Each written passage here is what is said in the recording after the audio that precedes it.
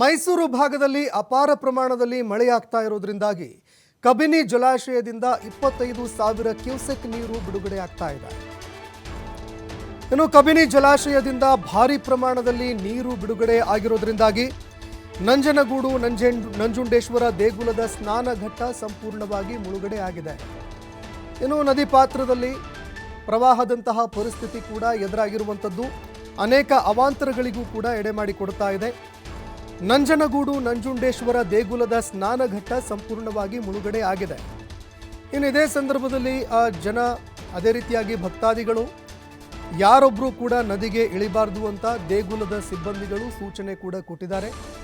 ಯಾರೊಬ್ಬರು ಕೂಡ ಹುಚ್ಚಾಟವನ್ನು ಮೆರಿಬಾರ್ದು, ಅದೇ ರೀತಿಯಾಗಿ ನದಿಗೆ ಯಾರೊಬ್ಬರು ಕೂಡ ಇಳಿಬಾರ್ದು ಅಂತ ದೇಗುಲದ ಸಿಬ್ಬಂದಿಗಳು ಸೂಚನೆ ಕೊಟ್ಟಿದ್ದಾರೆ. ಮತ್ತೊಂದೆಡೆ 16 ಕಾಲು ಮಂಟಪ ಅರ್ಧದಷ್ಟು ಮುಳುಗಡೆ ಆಗಿದೆ.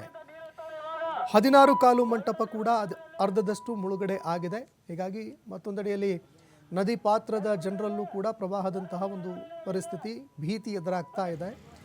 ಇನ್ನು ದೃಶ್ಯಾವಳಿಯಲ್ಲಿ ಕೂಡ ನೀವು ನೋಡ್ತಾ ಇದ್ದೀರಿ, ಸಿಬ್ಬಂದಿಗಳು ಜನರಿಗೆ ಎಚ್ಚರಿಕೆ ಕೂಡ ಕೊಡ್ತಾ ಇರುವಂಥದ್ದು. ಯಾರೊಬ್ಬರು ಕೂಡ ನದಿ ನೀರಿಗೆ ಇಳಿಯದಂತೆ ಸ್ಥಳೀಯ ಸಿಬ್ಬಂದಿಗಳು ಇದಕ್ಕೆ ಸಂಬಂಧಪಟ್ಟಂತೆ ಮೈಕ್ ಹಿಡಿದುಕೊಂಡು ಅನೌನ್ಸ್ ಮಾಡುವಂತಹ ಕೆಲಸವನ್ನು ಕೂಡ ಮಾಡ್ತಾ ಇದ್ದಾರೆ. ಯಾವುದೇ ರೀತಿಯಾದಂತಹ ಅವಾಂತರಗಳು ಅವಘಡಗಳು ಸಂಭವಿಸದಂತೆ ಮುನ್ನೆಚ್ಚರಿಕೆ ಕ್ರಮಗಳನ್ನು ಕೂಡ ತೆಗೆದುಕೊಳ್ಳಲಾಗ್ತಾ ಇದೆ.